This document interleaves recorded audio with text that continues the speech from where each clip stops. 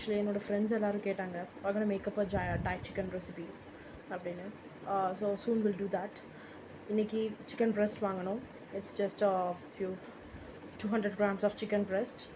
I thought to make it a diet chicken, but unfortunately time இல்லை. நம்ம கடை ஃபாஸ்ட்டாக சிக்கன் 65 செஞ்சுட்டு சாப்பிட்டு பார்க்கலாம்.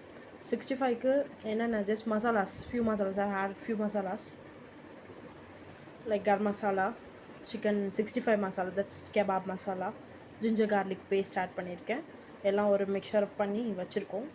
தென் ஃபைனலாக வறுக்கலாம். அப்போ so we have added a spoon of chicken kebab masala and ஒரு half teaspoon of chili powder, ginger garlic paste ஒரு ஸ்பூன் ஆட் பண்ணியிருக்கோம். அது இல்லாமல் கரம் மசாலா ஒரு half teaspoon, okay, and some salt எல்லாம் போட்டு மிக்ஸ் பண்ணி